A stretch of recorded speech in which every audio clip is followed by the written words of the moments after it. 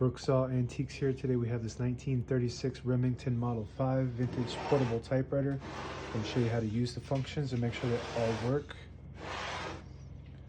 Up top is the non-adjustable paper guide. This is basically just stationed here on the side top panel, and the margins are located behind the carriage.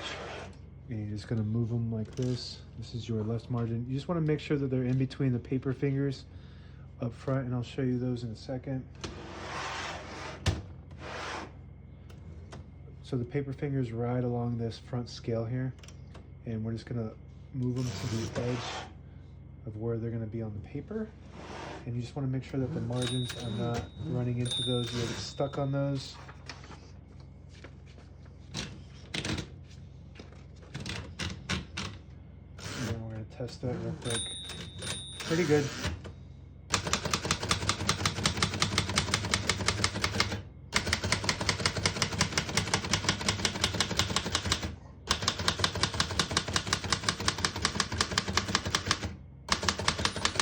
Once you hear the bell, you're at the end of the margin. You hit this line space, switch it back to the beginning, and skips 1 or 2 spaces.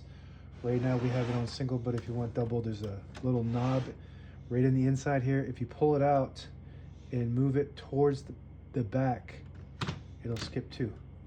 If you pull it out and move it towards the front, it'll just skip 1.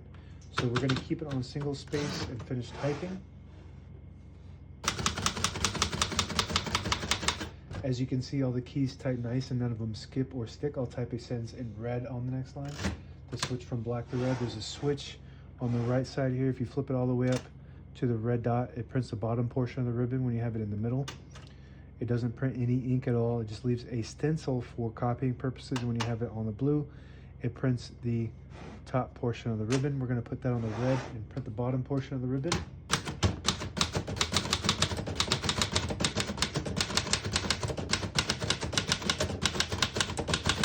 Beautiful. Very classic, classy, fancy, whatever you want to call it. Glossy.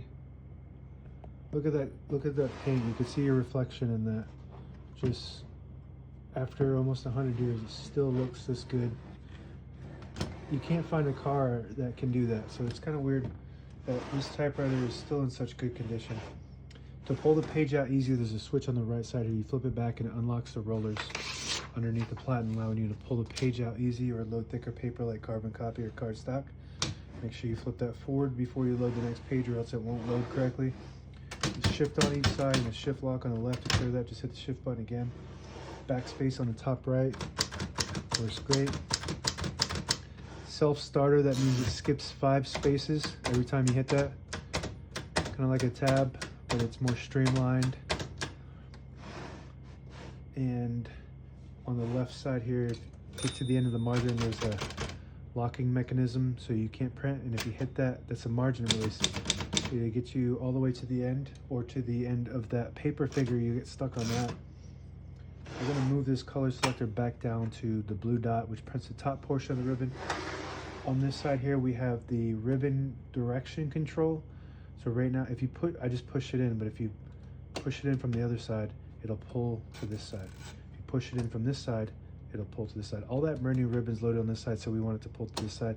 So we're gonna do that. You can ratchet it and wind it up and whatever.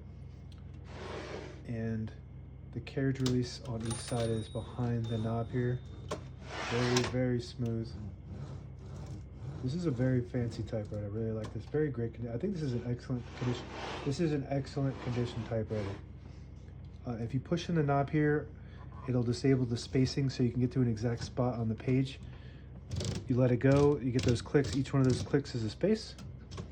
And to lock the carriage in the middle, you pull this towards the left and towards the front at the same time, and then move the carriage to the middle. It locks it so you can protect the escapement, and to unlock it, you pull it down and out, and now it's unlocked. And that's it. Now available on eBay or Etsy. Search Brooksaw Antiques.